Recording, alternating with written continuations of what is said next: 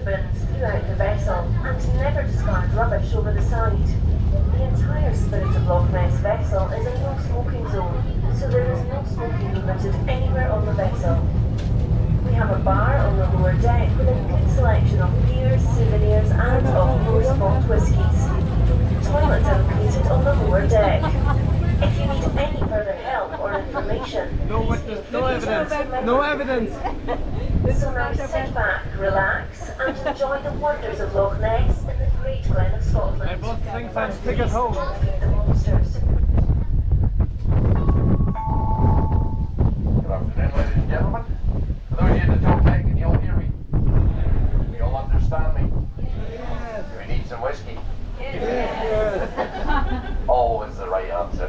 If you drink enough whiskey, subtitles in your language will appear about here. But don't drink too much or you'll end up like me and be the monster. Right, just to give you a quick crew introduction. First of all, welcome aboard the Spirit of Loch Ness. Your captain today is Dan, over 30 years experience on Loch Ness alone. Downstairs in the bar, that lit up a few places, didn't it? We have Charlie, the keeper of sanity, also known as the barman. Young William was wandering about as well. He may be young, but he's got at least 10 years experience out here on Loch Ness. And you've got myself. My name is Ricky. I'll be your tour guide today, folks. So any questions, either see myself or Liam at any point. Now we're going to head out to the wild side of Loch Ness. That's the one that's directly ahead of us right now. And basically we go over there because it is the wild side with lots of wildlife on it. Everything from red squirrels to red kites to red deer, so plenty to watch for. Also keep your eyes peeled because there's meant to be monsters about here somewhere. So keep an eye out on the loch itself. The screens on the boat are showing you the sonar system. That will come into operation properly once we get out of the shallow water. The sonar is a bit like me. They can't read anything there, but they can see a deer on top of that hill in the distance. So yeah, that's the way it works. So we'll head out onto the loch. So sit back, relax. Oh, incidentally, if anybody wants any written translations, the commentary's in English. Downstairs on the left side, we have written translations in French, Spanish, German, Italian, Chinese, Mandarin, etc.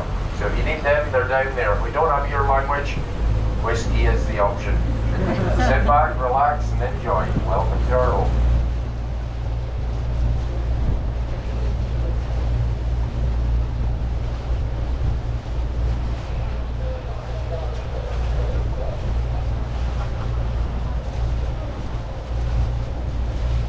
You are travelling across the world-famous Loch Ness, but there is more of interest in the city of Dark Valley than just a monster. Loch Ness is part of the Great Glen of Scotland, a geological fault line which runs from under the North Sea in the northeast to the edge of the Atlantic shelf in the southwest. It cuts Scotland in two. The rocks which form the Highlands of Scotland were laid down in warm tropical seas far to the south of the equator more than 500,000 years ago. Around 400 million years ago, the continents of North America and Europe collided, and this created an enormous mountain chain. Those mountains are known as the Caledonians. 20 million years later, the Great Glen fault line was formed, and the mountains to the north of the loch slipped 65 miles, 100 kilometres to the southwest, forming a huge valley. Eventually, North America drifted away. The Atlantic opened, and as continents entered northern latitudes, drew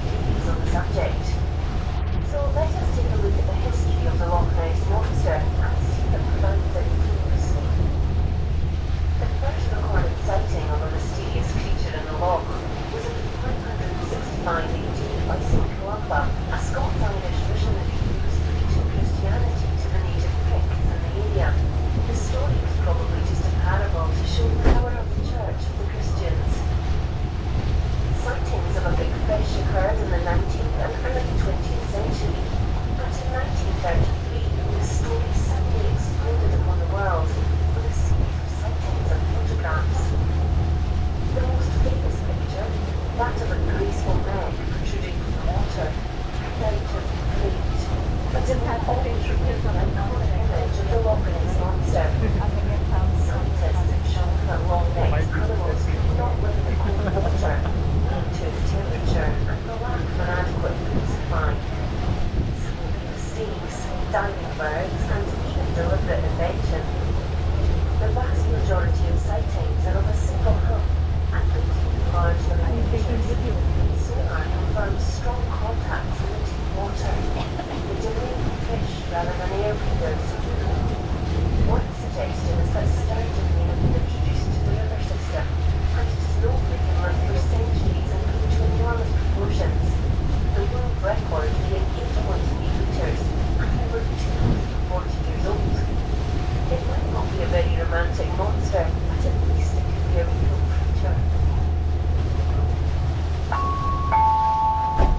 Right then guys, you're also going to attract your attention to all the screens that we have around this vessel. Each and every one of these screens is linked into the ship's sonar system.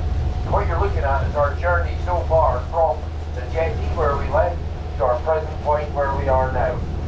Okay, and the way you read them is very simple. Read at the top right of every screen at all times. You read straight down that scaled line on the right hand side until you hit the red line. Right now it's reading 150 meters. To give you an idea of how deep that is, the deepest point of the North Sea within the British sector is 152 meters. And look how close to the shore we are. So yeah, that named or gives an idea of why Loch Ness has got such a big volume in it.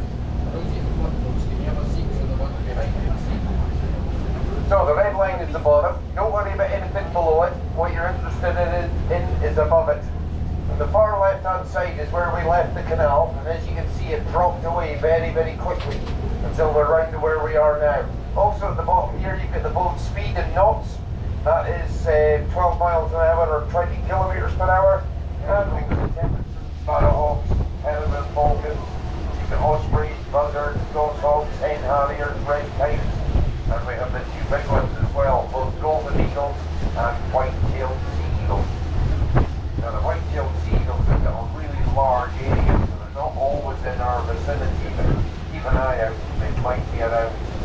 The best way to look for them is to look really high up, because that's what they do. They soar on the thermals, and they can get anything up to about 5 miles of up high. Keep an eye for that. You see a black line around the loch here, folks. That's the original level of Loch Ness. Last year we were so dry in Scotland. Yeah, believe it or not, we were. But I'm better off trying to convince you there's a monster. We actually had 4 months of dry weather with 7 days of rain last year. Loch Ness lost 5 feet of depth, 1.4 meters. That doesn't sound like a lot until you realise it's 23.25 miles long, or 37.4 kilometres. That's a lot of water. In comparison, a loch up on the way to Skye called Loch Cluny, that lost 62 meters, or 206 feet. So it gives you an idea of just how much this is actually lost. That was the lowest level recorded in 3 generations, or over the last 100 years. It hasn't recovered yet because we had a pretty dry winter and a dry spring as well, so it's still about a foot down than normal.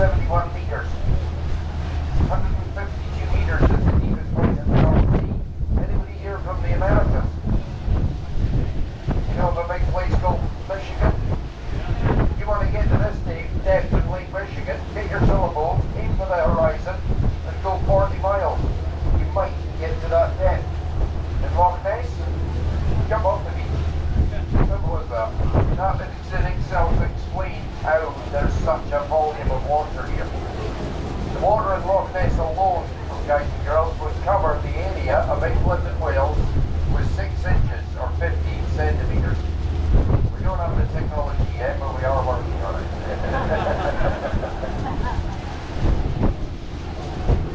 So the whole side of Loch Ness is privately owned, folks. If you look slightly behind us, you might be able to pick out a wee fence on the shoreline there. It does run up and over the side, and that's the boundary between 2 of the local shooting lodges. This side here is made up of 9 different shooting estates. That side over there all belongs to Lord Lovett. Everything to the left-hand side of the boat. 40 miles by 7 miles, or 60 kilometres by 11 kilometres. So basically, it's got 280 square miles or 660 square kilometres of Scotland. You want to see the size of his lawnmower, which right now he's trying to convert desperately to electric because he can't afford petrol anymore. Just like that is.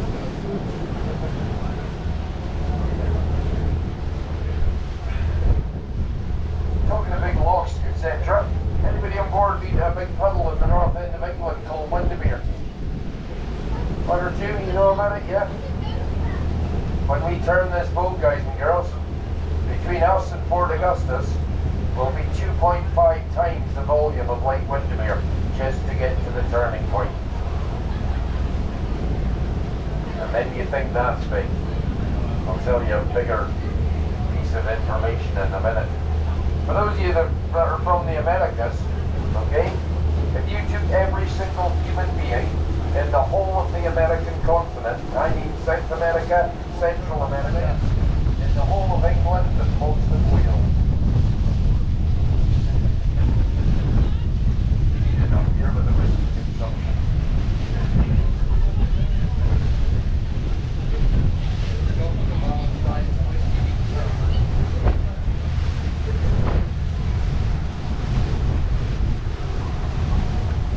Another thing to look for now, guys and girls, is the depth reading of the sonar.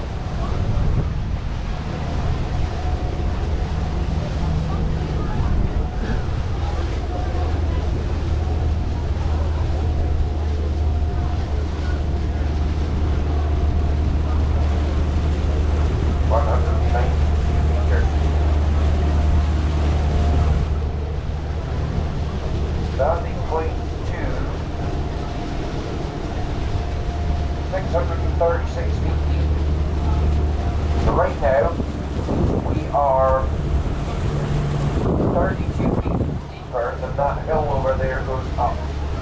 Well, that hill is 184 meters. We are 8 meters deeper than that. So many of you on board are scared of heights. Do not look down. Mind you, you can't look down, because if you do look down, you can't see anything in the water anyway. It's that dark. The reason it's that dark is tannin, or peat itself is a substance that we get in Scotland. It's a bit like uncompressed coal. It's like a soil, and it's made up of rotting vegetable matter, etc. Now, as the water runs through it from the rainfall, which you normally have, it picks up that colour. But it's a bit like reading glasses. Okay? If you take out one glass and you're completely confused. Because one glass of water from Loch Ness looks crystal clear. You're like, if you take out 10 glasses though and line them up, and you can start to see the gradient. Because each one's a little darker. Yeah? When you get it in quantity like this, it looks really dark. Those of you at the back of the boat, you can see where the props are churning it up. And that will show you the brown colour down there. For those of you that are on this gangway here, you can see it down the back there, down the stairwell. That sort of yellowy brown colour. And that actually what causes the fact that Loch Ness is virtually unexplored.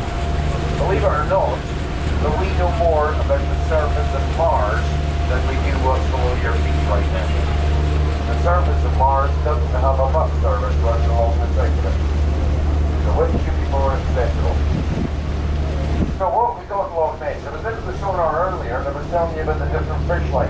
The ones we're really interested in are these ones that are deeper down, below all the others. These are in the cold dense mass, the unknown, the place where we cannot film. If you put a camera down to those objects, the camera would run into them and still wouldn't see them. There's nothing works down there. Divers get lost, so they're not allowed in the loch. You You get down to that level diving, right? And you blow bubbles to see which way they've gone. You can't see the bubbles.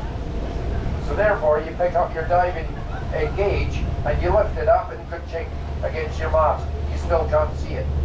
And that's illuminated. That's why diving is illegal in Loch Ness. It's classed as attempted suicide because it is that dangerous.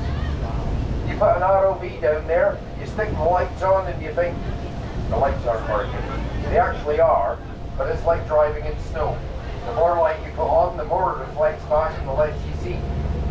So you go down in a submarine, you put the lights on it, and you keep playing with the switch. Are they going on or aren't they? 3 people have been to the bottom of Loch Ness, folks, in a submarine. 12 people have been on the moon. They were driving a buggy, playing golf, even planting a flag. If you plant a flag at the bottom of Loch Ness, you will never see it again. You could run a submarine or an ROV through the fabric, it would not even see them, or see it. So there you go, that's how dark Loch Ness can become, and that's why we can't investigate what's in it. The only way to investigate it is with sonar, using sound to see. Now these have been around for millions of years. Mother Nature gave them to us to start with. The likes of dolphins, whales, and bats have all used ultrasound, echolocation. That's what this basically is. A sound goes down, it reacts off the air pockets in the animals below us, and therefore gives us a return signal. So if I jumped over the bow of the boat, you wouldn't get my body, because my body is the same density as water, because it's made up of water, okay? What you would get is what's different, and that's my lungs. They're full of air, okay? And I know you're all thinking it's hot air, but it's not. So don't give me that. So that's why I would show as a big red contact. Red means that it's very big or very hard. So anything red down here, like these ones, these are probably big predatorial fish. Now I'm kind of hoping that young Liam is at the front of the boat downstairs and is ready to use the system that I'm about to click into place. If you're down there, Liam, can you go to the home menu? Awesome. Right. Main fish that we've got in Loch Ness is salmon. Okay, you get them up near the surface. And if we're lucky here, we'll show you a good sized salmon that's very similar to the size that we get in Loch Ness. That one is around the 56-pound mark, and that's the record for Loch Ness. 24 kilos. That's a decent sized fish. That would feed Fort Augustus for at least 2 days. Then we've got trout. You all know about those, brown trout, rainbow trout, sea trout. Nice little fish, good to eat. However, we've got a 4th type of trout called Fort Augustus trout. And these things have a face for radio. There you go. Large, cannibalistic trout. And when I say large, I mean it. The British record right now stands at over 40 pounds from Loch Ness. However, these things have lost the growth inhibiting hormone. So therefore, they work in the goldfish bowl effect. The bigger the bowl event, the bigger they get. Loch Ness is the biggest bowl in the whole of Europe. So down there, we've got them in excess of 60 pounds. We believe they've never been caught, but we do believe they're there. And then you've got the most common fish in Loch Ness. Remember that line of blue dots just down from the surface? There was quite a few of them, wasn't there? They're called Arctic char. Now the clue's in the name. Where should Arctic char be? Arctic. No, a char. No, you're right, it is in the Arctic. They're a cold water deep sea fish. Now they got 2 things right. This is deep and it's cold, but it's not salt water. It's fresh. Basically what happened was that massive earthquake that formed this area, afterwards there was 22 ice ages that dragged their way across Scotland. The last one was 4 miles or 6 kilometres thick. That weighed a bit, so it actually weighed the country down enough. So the Loch Ness filled from the sea behind them, the North Sea. It filled with salt water, Arctic char, monsters, and everything else we don't know what's down there. However, then the ice melted. So all that weight came off Scotland and Scotland rose again. We got to about 50 feet above sea level, or 15 metres. Landlocked in the lochs, everything from the sea, converted the water to fresh water. The reason they converted it is very simple. It's called glacial meltwater. water is heavier or denser than salt water, so the salt water is displaced back to sea. Okay? Arctic char, luckily, they remember the trout family, so they remembered what it was like to live in fresh water, and they evolved equally quickly. Trapped here 12,000 years ago, guys and girls. You saw them all on the sonar, didn't you? Yep. Guess when we found them? 1982. Before that, we had no clue that the most common, numerous fish in Loch Ness was even there. Not a clue. MIT had been here twice and missed them. NASA was here. They missed them. You may wonder why.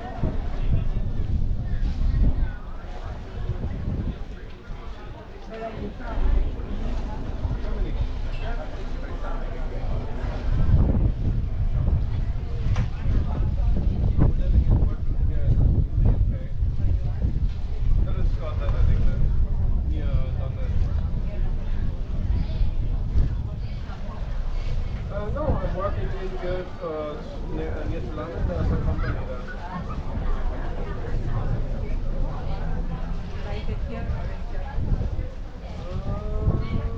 Hard to decide. There's differences. Well, the companies here are certainly better for what I'm doing. I think in video games, so there's a lot more studios here in the UK and a lot bigger.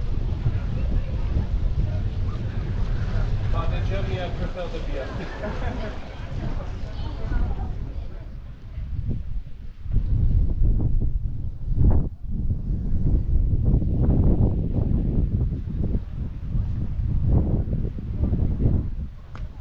So over there they have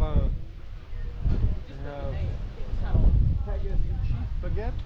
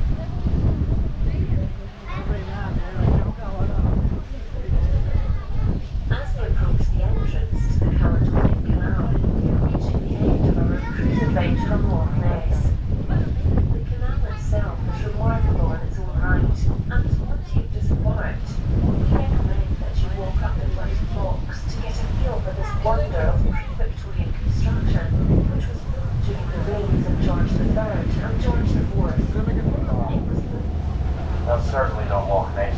6 degrees Celsius at this time of year, folks.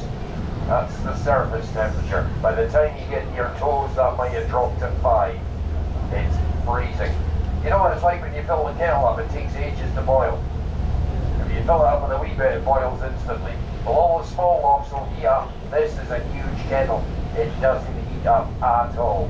It also doesn't cool down, so it never freezes. I'll also draw your attention to the windows around the boat, folks. Some of the windows on this boat have got rather special little stickers on them.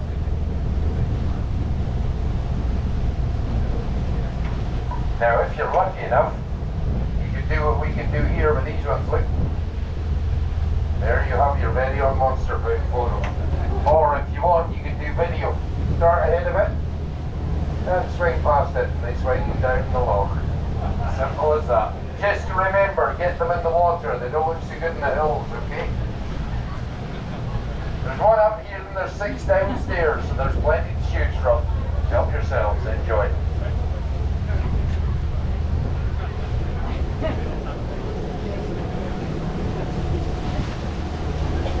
On the south side of the loch is the concealed entrance of God's Cave. God's real name was Alexander MacDonald, a notorious cattle thief. He used the cave as a handout. As a survivor of the Battle of Culloden, he was determined to assassinate the Red Coat commander, Duke of Cumberland, in revenge for the beating taken by his fellow clansmen during the battle. Lying in the reed on the hillside, he saw his chance and his troops happened by. God's blunderbuss was shot and nails. He remained hidden while he waited for the Duke to come into range. Unfortunately for God, the shot was a bad one and missed. He immediately turned to flee back to his cave and was pursued by the Red Coat soldiers who lost sight of him in the heather. With food and supplies being brought by his wife and other village folk, he managed to remain hidden in the cave for several months. Eventually, the Redcoats gave up the search, and the tale does not tell what finally became of this fugitive from Cumberland's Loch Justice.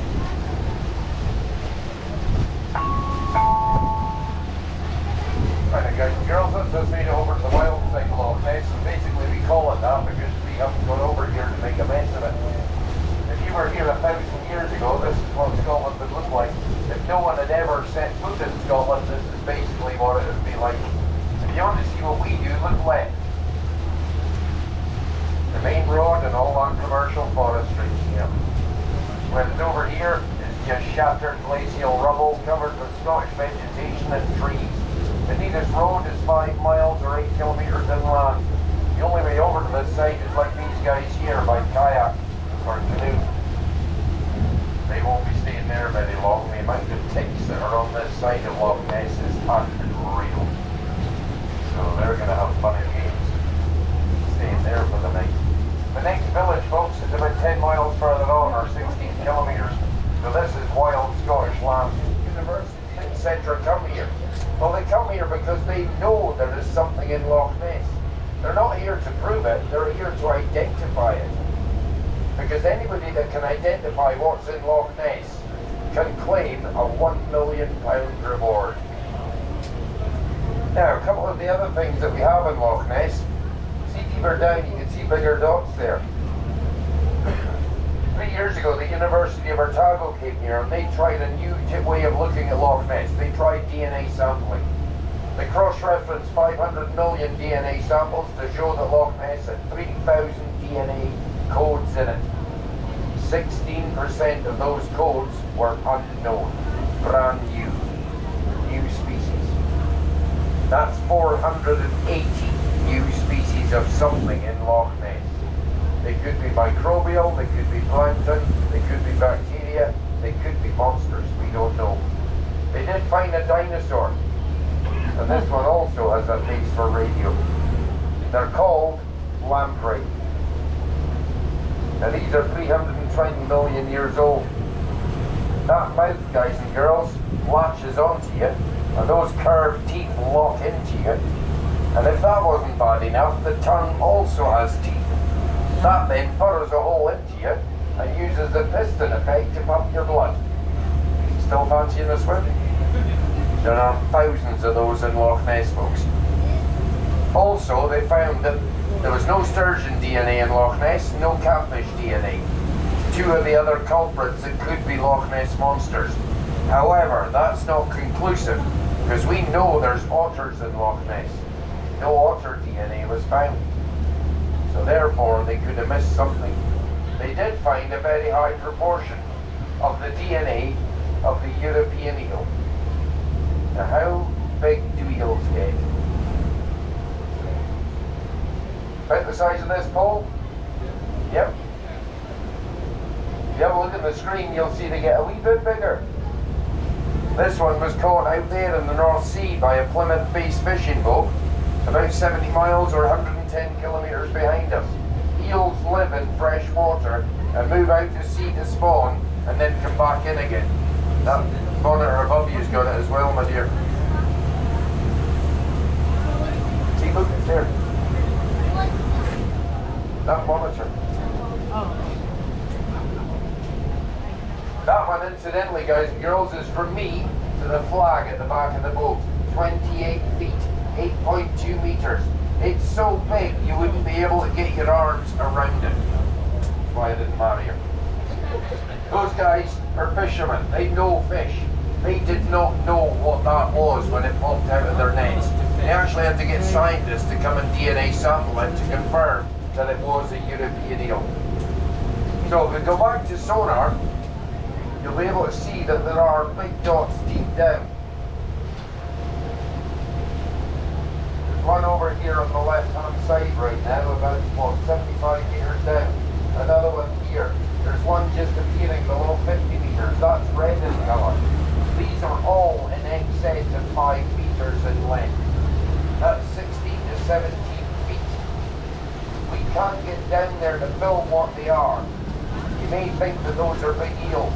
Problem, eels don't have a swim bladder, so they are mainly water. So therefore, to show on sonar, they need to be massive. And when they show like these little blue dots down at the bottom, not these massive big things that we're getting. We get an average of 5 to 8 contacts that size on every single trip, guys and girls. It's not the 3 that you think you get a year. One at Easter to get you lot coming up here, one in August to keep the things going, and then one at the end of October, so there's Monday left for Christmas. It's 5 to 8 on every boat in Loch Ness. That's 7 boats, that's 35 to 55 contacts every hour. That's how constant they are. Eels don't have a swim bladder, so they don't show on sonar. However, they do account for the surface sightings. Can you imagine, they live deep down where it's even colder, 4 degrees Celsius, 38 Fahrenheit. When they get cold, they rise up and they do this. They gyrate their bodies, causing a hump to move along the top and drop. What would you think if you saw a dark hump on Loch Ness? Exactly. Monster sightings caused by monster eels. I was lucky enough to be born on the Loch Ness side. Just ahead of us here is a bay where I used to get thrown into by my bigger brothers quite regularly. Mainly because when I was in the water I wasn't annoying. So guess where I ended up most of the time. Anyway, 2 things I remember from that. At 4 years old, I remember my shin bones hurting from the cold. And that was in August, the warmest month of the year. My mother told me it was growing pains. I was 4 years old, I wasn't growing anything. The other thing I remember is standing in the mud and suddenly the floor would move. That was these big eels coming out of the mud. They were the width of the seats that you're sitting on. So I know they're here. Off to the right, folks, you've got a few Highland candles. See them by the fence there? The black one's called Valley, the ginger one's called Morag. The 2 little ones are called Haley and Bailey. So there you go. Also known as Haley Goose. So there you go, guys. Girls, that's what you know about Loch Ness. Thank you for listening. Thank you for coming to Scotland. Enjoy the rest of your trip. Thank you.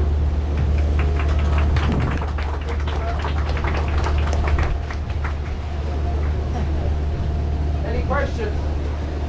Yeah, do you think you'll ever qualify for the World Cup? Any questions that I can answer?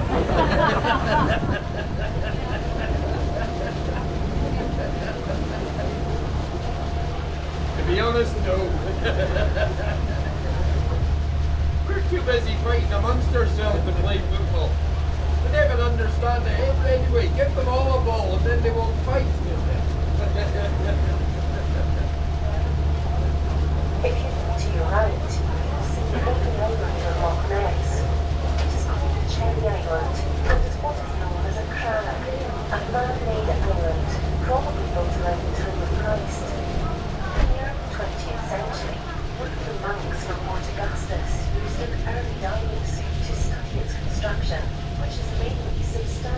quays crisscrossing each other for foundations. It was constructed as a defence structure. Some quays built homes on islands with access walkways to shore. Not only did these provide protection from wild animals and easy access for fishing, but they were also very easy to defend. If an enemy were attacking, firstly they would find it difficult to gain access, and in most cases would just steal some animals and move on. If, however, it was a more substantial force, the walkway could be burned, preventing the enemy gaining access at all. There are many crannies in Scotland, and several have been studied by archaeologists who have found charcoal along the lines of the submerged walkways, showing that this tactic can be used on several occasions.